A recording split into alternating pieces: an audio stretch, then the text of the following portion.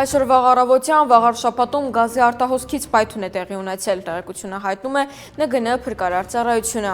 Նշվում է, որ ժամը 7-ի սահմաններում հազանգեստացվել, որ Մռավյան Ալբանդյան փողոցների խաչմերուկում տուն է փլուզվել, փլատակներում կա արգելափակված քաղաքացի։ Պարզվել է, որ Ալբանդյան փողոցի տներից մեկում գազի արտահոսք է տեղի ունեցել եւ պայթյուն, տունը փլուզվել է, ասված է ՆԳՆ հաղորդագրությունում։ Դեպքի վայր մեկնած փրկարարները սահմանազատել են տարածքը, մեկ քաղաքացու դուրս բերել փլատակներից եւ մոտեցրել շտապօգնության ավտոմեքենային։ Փլատակներից դուրս է բերվել 76-ամյա Թամարա Ան։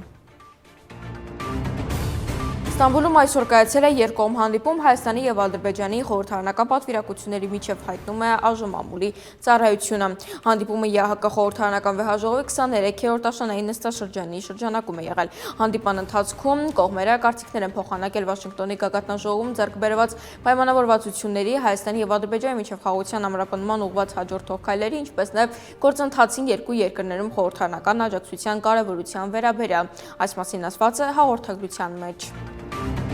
Հայաստանի գլխավոր դատախազությունը պատրաստվում է դիմել Ռուսաստանին արտահանձնելու նախկին գլխավոր դատախազ Գևորգ Կոստանյանին եւ մարտի 1-ի գործի հետ կապված քննչական խմբի ղեկավար Վահագն Հարությունյանին։ Այս մասին այսօր մարտի 1-ի թեմայով ազգային ժողովում տեղի ունեցած հանրային քննարկման ժամանակ հայտարարել է գլխավոր դատախազ Աննա Վարդապետյանը։ Նրա խոսքով Վահագն Հարությունյանն ու Գևորգ Կոստանյանը մեղադրվում են 2008-ի մարտի 1-ից հետո հետագայում պաշտոնեական դիրքի չարաշահման, ապացույցների կայացման եւ գործի քննությունը հեղաթյուրելու դրվագներով։